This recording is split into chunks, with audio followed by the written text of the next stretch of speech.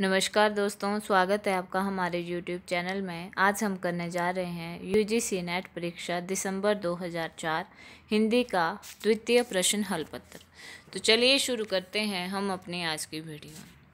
Question number 1 है, मैथिली का विकास किस अपभ्रंश से माना जाता है? तो इसका राइट आंसर है ऑप्शन नंबर बी, मागधी अपभ्रंश से। मैथिली का विकास मागधी अपभ्रंश से हुआ है। हिंदी भाषा तथा उसकी बोलियों के विकास का वर्णन इस प्रकार से है। शौरसेनी अपभ्रंश की उपभाषा है पश्चिमी हिंदी और इसकी प्रमुख बोलियां हैं खड़ी बोली, ब्रजभाषा, हरियाणवी, बुंदेली, कन्नौजी। खड़ी बोली को कोरवी के नाम से भी जाना जाता है और हरियाणवी को बांगरू के नाम से।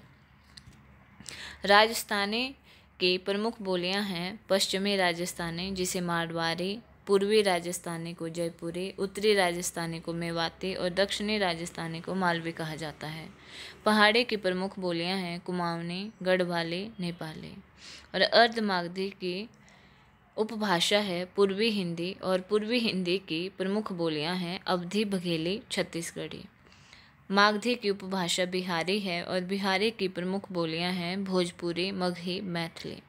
अन्य उपभाषाएं हैं बंगला, उड़िया, असमिया। पिशाची अपभ्रंश की उपभाषा लोहंदा और पंजाबी है। प्राचंड की सिंधी और महाराष्ट्री की मराठी है। नेक्स्ट क्वेश्चन है, संविधान के किस अनुच्छेद में देवनागरी लिपि में लिखित हिंदी को संघ की राजभाषा घोषित किया गया है? तो इसका राइट आंसर है ऑप्शन नंबर सी, 343। 14 सितंबर 1949 ईस्वी को भारत के संविधान में हिंदी को राजभाषा की मान्यता प्रदान की गई है। भारतीय संविधान के भाग 17 में अनुच्छेद 343 से 351 तक राजभाषा हिंदी का प्रावधान किया गया है। अनुच्छेद 343 में हिंदी को संघ की राजभाषा घोषित किया गया है। भारतीय संविधान की 8वीं अनुसूची में 22 भाषाओं को राजभाषा की मान्यता प्रदान की गई, जो निम्नलिखित हैं: असमिया, बंगला, बोडो, डोगरी, गुजराती, हिंदी, कन्नड़, कश्मीरी, कोंकणी, मैथिली, मलयालम, मणिपुरी, मराठी, नेपाली, उड़िया, पंजाबी, संस्कृत, संथाली, सिंधी, तमिल, तेलुगु और उर्दू। नेक्स्ट क्वेश्चन है, दक्षिण भारत हिंदी प्रचार सभा मद्रास की स्थापना किसने की? तो इसका राइट आंसर है option number B, Mahatma Gandhi. दक्षिण भारत हिंदी प्रचार सभा मद्रास की स्थापना महात्मा गांधी ने 1927 ईस्वी में की थी। इस संस्था की स्थापना दक्षिण भारत में हिंदी के प्रचार प्रसार के लिए की गई थी। दक्षिण भारत हिंदी प्रचार सभा का पूर्व नाम हिंदी साहित्य सम्मेलन था। नेक्स्ट क्वेश्चन है, कौन सी बोली पश्चिमी हिंदी की नहीं है? तो इसका राइट आंसर है option number D, Bagheli. Brajbhasha, खड़ी बोली, बुंदेली, कन्नौजी तथा बांगरू पश्चिमी हिंदी की बोली है, जबकि बघेली, अवधी, छत्तीसगढ़ी पूर्वी हिंदी की बोलियां हैं। नेक्स्ट क्वेश्चन है, निम्नलिखित में से कौन सी बोली पूर्वी हिंदी की नहीं है? तो इसका राइट आंसर है option number D, Malvi. Malvi Rajasthani भाषा की उपबोली है, जिसे दक्षिणी राजस्थानी के नाम से बोलते हैं, जबकि अवधी, बघेली, छत्तीसगढ़ी आदि पूर्वी हिंदी उपभाषा की हैं। नेक्स्ट क्वेश्चन है, ब्रजबोली का प्रयोग कहाँ होता है? तो इसका राइट आंसर है ऑप्शन नंबर डी, बंगाल में। ब्रजबोली बंगाल की एक उपबोली है। बिहार की उपभाषा बिहारी हिंदी है, जिसके अंतर्गत उपबोली भोजपुरी, मगही, मैथिली आती है। नेक्स्ट क्वेश्चन है, कीर्तिलता किस भाषा की रचना है? तो इसका राइट आंसर है ऑप्शन नंबर बी, अपभ्रंश। कीर्तिलता जो है यह विद्यापति की रचना है। विद्यापति की रचनाओं के बारे में हम इस प्रकार से चर्चा करेंगे। इनकी जो संस्कृत की रचनाएं हैं, शैव सर्वस्य सार, गंगा वाक्यावली, दुर्गा भक्ति तरंगिनी, भू परिक्रमा, दान वाक्यावली, पुरुष परीक्षा, विभाग सार, लिखनावली, गया पतलक वर्ण कृत्य। और जो अवहट और अपभ्रंश की रचनाएं हैं, कीर्तिलता, कीर्ति पताका। कीर्तिलता में कीर्ति सिंह और कीर्ति पताका में शिव सिंह की उदारता का वर्णन किया गया है। मैथिली, जो मैथिली भाषा में रचनाएं हैं, पदावली, गोरक्षक विजय। गोरक्षक विजय जो है यह एक नाटक है। गोरक्षक विजय का गद्य भाग संस्कृत में तथा पद्य भाग मैथिली में है। नेक्स्ट क्वेश्चन है, आदिकाल में किस कवि ने अवहट भाषा में रचना की है? तो इसका राइट आंसर है option number B, Abdul Rahman. Abdul Rahman का संदेश रासक पहला धर्मेंद्र रास ग्रंथ है जो अवहट भाषा में लिखा गया है। देसी भाषा में किसी मुसलमान द्वारा लिखित प्रथम काव्य ग्रंथ संदेश रासक है। संदेश रासक एक खंड काव्य है जिसमें विक्रमपुर की एक वियोगिनी के विरह की कथा वर्णित है। यह एक विरह काव्य है जिसका रचनाकाल 12वीं शताब्दी का उत्तरार्ध और 13वीं शताब्दी का प्रारंभ माना जाता है, जबकि मंझन एवं कुतवन की भाषा अवधी है तथा अमीर खुसरो की भाषा खड़ी बोली हिंदवी थी। नेक्स्ट क्वेश्चन है, उत्तर भारत में भक्ति का प्रसार करने का श्रेय किसे प्राप्त है? तो इसका राइट आंसर है ऑप्शन नंबर सी, रामानंद। उत्तर भारत में रामानंद ने भक्ति आंदोलन का प्रचार प्रसार किया। राघवानंद ने उत्तर भारत में राम भक्ति का प्रवर्तन किया, परंतु इसे प्रतिष्ठित और प्रतिसारित रामानंद ने किया। नेक्स्ट क्वेश्चन है, सहजोबाई किस शाखा के रचनाकार हैं? तो इसका राइट आंसर है ऑप्शन नंबर सी, ज्ञानश्री शाखा। सहजोबाई ज्ञानाश्री शाखा की संत कवि हैं। सहजोबाई की प्रमुख रचनाएं हैं गुरु महिमा, प्रेम प्रकाश है। दयाबाई और सहजोबाई संत चरणदास की शिष्या थी। यह दोनों चचेरी बहनें थीं। सन 1962 ईस्वी में सहजोबाई की रचनाओं को वेलवेडियर प्रेस द्वारा सहज प्रकाश नाम से प्रकाशित किया गया है। नेक्स्ट क्वेश्चन है, उज्ज्वल नीलमणि के रचयिता कौन है? तो इसका राइट आंसर है ऑप्शन नंबर ए, रूप गोस्वामी। उज्ज्वल नीलमणि के जो ग्रंथकार हैं रूप गोस्वामी हैं और पूर्व मीमांसा भाष्य के बल्लभाचार्य। अणुभाष्य बल्लभाचार्य का अधूरा ग्रंथ है जिसे उनके पुत्र विठलनाथ ने पूरा किया। बल्लभाचार्य के जो पुत्र थे उनका नाम विठलनाथ था। नेक्स्ट क्वेश्चन है, चंदायन किस कवि की रचना है? तो इसका राइट आंसर है option number D, Mulla Daud. Chandayan का प्रकाशन वर्ष है 1379 ईस्वी। इसके ग्रंथकार मुल्ला दाऊद और भाषा अवधी। मृगावती 1503 ईस्वी, ग्रंथकार कुतुबन, भाषा अवधी। मधुमालती 1945 ईस्वी, ग्रंथकार मंशन, भाषा अवधी। पद्मावत 1540 ईस्वी, ग्रंथकार जायसी और भाषा अवधी। नेक्स्ट क्वेश्चन है, हिंदी भाषा के मानकीकरण का संचेष्ट प्रयास किस पत्रिका में किया गया है? तो इसका राइट आंसर है ऑप्शन नंबर ए, सरस्वती। हिंदी भाषा के मानकीकरण का सुचेष्ट प्रयास सरस्वती पत्रिका के माध्यम से प्रारंभ होता है। सरस्वती की स्थापना काशी में सन 1900 ईस्वी में चिंतामणि घोष द्वारा शुरू की गई थी। पुनः सरस्वती इलाहाबाद से प्रकाशित होने लगी। सन 1902 में इसके संपादक श्याम सुंदर थे तथा 1903 में इसके संपादक महावीर प्रसाद द्विवेदी बने। सरस्वती एक मासिक पत्रिका थी। आनंद कादम्बिनी 1881 ईस्वी में और इसके संपादक बद्रीनारायण चौधरी प्रेमघन थे। यह एक मासिक पत्रिका थी और स्थान इसका मिर्जापुर था। सुदर्शन 1900 ईस्वी में संपादक इसके देवकी नंदन एवं माधव थे। यह भी मासिक पत्रिका थी और स्थान इसका काशी में था। हिंदी प्रदीप 1877 ईस्वी में बालकृष्ण भट्ट द्वारा यह एक मासिक पत्रिका थी और स्थान प्रयाग था। नेक्स्ट क्वेश्चन है, कल्पना पत्रिका का प्रकाशन किस नगर से होता था? तो इसका राइट आंसर है ऑप्शन नंबर बी, हैदराबाद।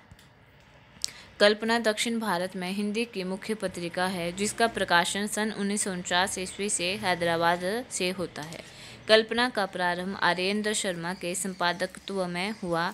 यह द्विमासिक पत्रिका है। इसके संस्थापक बद्री प्रसाद विशाल थे। नेक्स्ट क्वेश्चन है, माध्यम पत्रिका का संपादक कौन है? तो इसका राइट आंसर है ऑप्शन नंबर ए, सत्यप्रकाश मिश्र। माध्यम पत्रिका का प्रकाशन वर्ष 1964 ईस्वी में। संपादक इसके सत्यप्रकाश मिश्र। यह एक मासिक पत्रिका थी और स्थान इसका प्रयाग था। नया ज्ञानोदय 2002 में। इसके संपादक रुपिंदर कालिया। यह भी मासिक पत्रिका थी और दिल्ली से प्रकाशित होती थी। कसौटी अप्रैल जून में 1991 में प्रकाशन वर्ष है इसका यह, और नंद किशोर नवल द्वारा यह प्रकाशित की गई और यह एक त्रैमासिक पत्रिका थी और यह पटना से प्रकाशित होती थी। नेक्स्ट क्वेश्चन है, किस लेखिका ने पशु पक्षियों पर केंद्रित रचना की है? तो इसका राइट आंसर है option number A, Mahadevi Verma. छायावाद युग की प्रमुख महिला रचनाकार महादेवी वर्मा ने मेरा परिवार 1972 ईस्वी नामक एक रेखा चित्र लिखा, जिसमें महादेवी ने अपने पालतू पशु पक्षियों का विस्तृत वर्णन किया है। नेक्स्ट क्वेश्चन है, वृद्ध सतसई की विषय वस्तु क्या है? तो इसका राइट आंसर है ऑप्शन नंबर सी, नीति।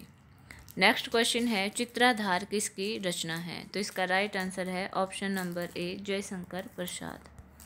जयशंकर प्रसाद की प्रमुख रचनाएं हैं उर्वशी, वनमिलन, प्रेम राज्य, अयोध्या का उद्धार, शोकोस्वाच, ब्रहुवाहन, कानन कुसुम, प्रेम पथिक, महाराणा का महत्व, चित्राधार, झरना, आंसू, लहर, कामायनी।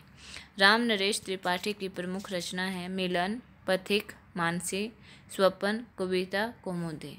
मुकुटधर पांडे की प्रमुख रचनाएं हैं आंसू, उद्गार, पूजा फूल, कानन कुसुम।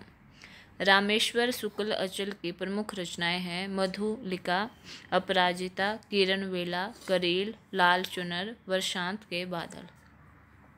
नेक्स्ट क्वेश्चन है, भारतेंदु के अनुसार हिंदी नई चाल में कब ढली? तो इसका राइट आंसर है ऑप्शन नंबर सी, 1873 में। नेक्स्ट क्वेश्चन है, राम कथा पर आधारित काव्य कौन सा है? तो इसका राइट आंसर है ऑप्शन नंबर बी, अग्निलिख। अग्निलिख इसके काव्यकार भारत भूषण अग्रवाल हैं और यह एक राम काव्य है। आत्मजयी 1965 में प्रकाशित हुआ और इसके काव्यकार कुंवर नारायण हैं। यह एक प्रबंध काव्य है। भूमिजा नागार्जुन का काव्य है। रशिम रथी 1952 में रामधारी सिंह दिनकर का एक खंड काव्य है। नेक्स्ट क्वेश्चन है, सेठ बांकेलाल किसकी रचना है? तो इसका राइट आंसर है ऑप्शन नंबर सी, अमृतलाल नागर। अमृतलाल नागर के अन्य उपन्यास हैं महाकाल, सेठ बांकेलाल, बूंद और समुद्र, शतरंज के मोहरे, सुहाग के नूपुर, अमृत और विष, सात घूंघट वाला मुखड़ा, एक दाने मिश मारने, मानस का हंस, नाच्यो बहुत गोपाल, खंजन नयन, बिखरे तिनके, अग्निगर्भा, करवट, पीढ़ियाँ। यशपाल के उपन्यास हैं दादा कामरेड, देशद्रोही, दिव्या, पार्टी कामरेड, मनुष्य के रूप, अमेता, झूठा सच, 12 घंटे, अप्सरा का श्राप, क्यों फंसे, मेरी तेरी उसकी बात। पांडे बेचन शर्मा उग्र के उपन्यास हैं चंद हसीनों के खतूत, दिल्ली का दलाल, बुधवा की बेटी, शराबी, सरकार, तुम्हारी आंखों में, चॉकलेट, जी जी जी, फागुन के 4 दिन, चूहो। भगवती चरण वर्मा के उपन्यास हैं पतन, चित्रलेखा, 3 वर्ष, टेढ़े मेढ़े रास्ते, आखिरी दाव, अपने खिलौने, भूले बिसरे गीत, वह फिर नहीं आई, सामर्थ्य और सीमा, थके पाँव, रेखा, सच्ची सीधी बात, सब ही नचावत राम गोसाई, प्रश्न और मरीचिका। नेक्स्ट क्वेश्चन है, वारेन हेस्टिंग्स का सांड कहानी की रचना किसने की है? तो इसका राइट आंसर है option number C, Uday Prakash. Warren Hastings का सांड, रचनाकार उदय प्रकाश। यह एक कहानी है। केसर कस्तूरी, प्रकाशन वर्ष 1991 ईस्वी, रचनाकार शिव मूर्ति और यह कहानी संग्रह है। नंगा 2001 ईस्वी, रचनाकार संजय, कहानी संग्रह। प्रेम मुक्ति 1991 ईस्वी, संजीव, कहानी संग्रह। नेक्स्ट क्वेश्चन है, हिंदी नाटकों के मंचन में यक्षगान का प्रयोग किस निर्देशक ने किया? इसका राइट आंसर है ऑप्शन नंबर ए, गिरीश कर्नाड ने। हिंदी नाटकों के मंचन में यक्षगान का प्रयोग गिरीश कर्नाड के निर्देशन में प्रारंभ हुआ था, जबकि इब्राहिम अलकाजी, सत्यदेव दुबे और कारंत आदि महत्वपूर्ण नाट्य निर्देशक हैं। नेक्स्ट क्वेश्चन है, मेरी तेरी उसकी बात किसकी रचना है? तो इसका राइट आंसर है option number B, Yashpal. Amritlal Nagar के अन्य उपन्यास हैं महाकाल, सेठ बांकेलाल, सुहाग के नूपुर, अमृत और विष, 7 घूंघट वाला मुखड़ा, एक दाने में श्यारने, मानस का हंस, नाच्यो बहुत गोपाल, खंजन नयन, बिखरे तिनके, अग्निगर्भा, करवट पीढ़ियाँ। नेक्स्ट क्वेश्चन है, छायावाद का पतन किस लेखक की कृति है? तो इसका राइट आंसर है option number D, Devraj.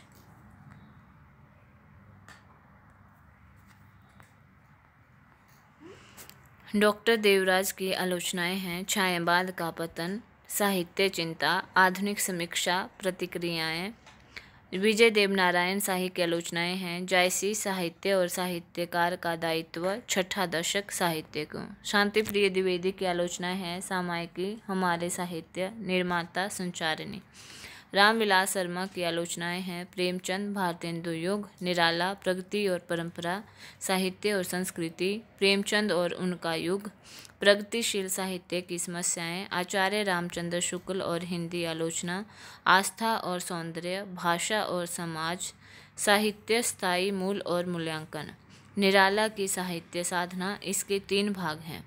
Bharatendu युग और हिंदी साहित्य की विकास परंपरा, महावीर प्रसाद द्विवेदी और हिंदी नवजागरण, नई कविता और अस्तित्ववाद, हिंदी जाति का साहित्य, हिंदी सौंदर्य बोध और तुलसी, बड़े भाई।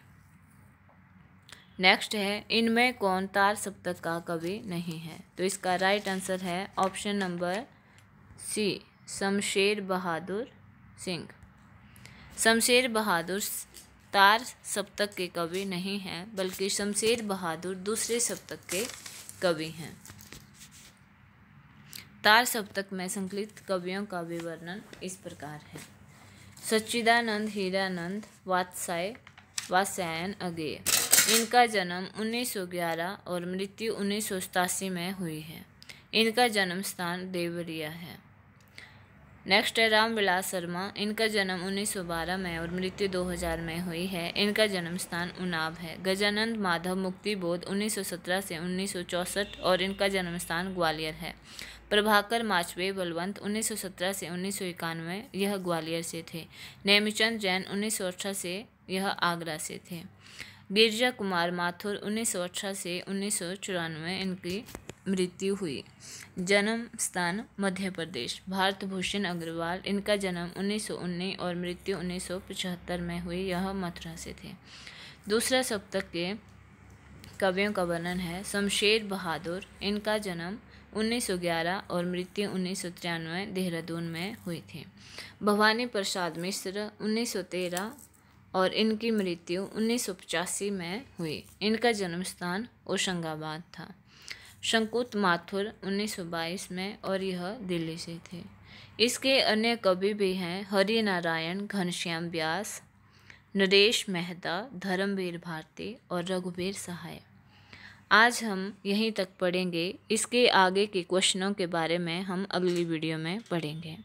अगर आप लोगों को यह वीडियो अच्छी लगी हो तो प्लीज़ लाइक, शेयर, कमेंट और चैनल को सब्सक्राइब करना ना भूलें। धन्यवाद।